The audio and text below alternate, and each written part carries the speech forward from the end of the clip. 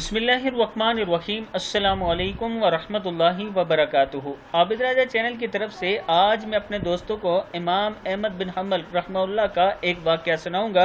उससे पहले मैं अपने तमाम दोस्तों से गुजारिश करूंगा कि अगर आपने अभी तक मेरे चैनल को सब्सक्राइब नहीं किया तो ज़रूर कर लें, और इस वाक़े में जो दुआ आती है उस पर आपने ज़रूर अमल करना है।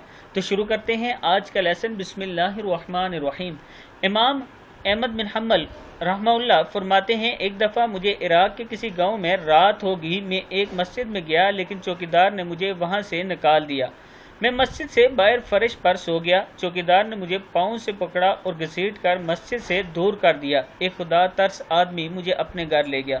वो शख्स चलते फिरते उठते बैठते हर वक्त इस्तगफार पढ़ता था। सुबह हुई तो मैंने इस शख्स से पूछा कि क्या आपको इस्तगफार पढ़ने का कोई फ़ायदा भी हुआ? इसने जवाब दिया, जी हाँ, मेरी हर दुआ कबूल हुई सिवाय इसके कि मेरी मुलाकात इमाम अहमद बिन हम्बल से हो जाए। मैंने कहा, मैं ही अहमद बिन हम्बल हूँ, तो तुम देखो कि मुझे घसीट कर तुम्हारे पास लाया गया है। दोस्तों, इस्तगफार की बहुत ज़्यादा फजीलत है। नबी अकरम सल्लल्लाहु अलैहि वसल्लम के लिए फरमान है कि आप सल्लल्लाहु अलैहि वसल्लम दिन में 100 मरतबा 70 से 100 मरतबा इस्तगफार पढ़ते थे।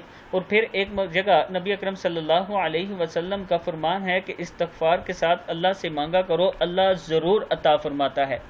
मैं अपने दोस्तों से गुजारिश करूंगा कि सुबह और शाम इस्तगफार किया करें। अगर आपके पास टाइम होता है तो लातादाद इस्तगफार पढ़ा करें और अल्लाह ताला से दुआ किया करें। अल्लाह ताला आपको ज़रूर अता करेगा। इस वीडियो को आपने आगे ज़रूर शेयर करना है। अस्सलामु अलैकुम वरहमतुल्लाहि वबरकातुहू।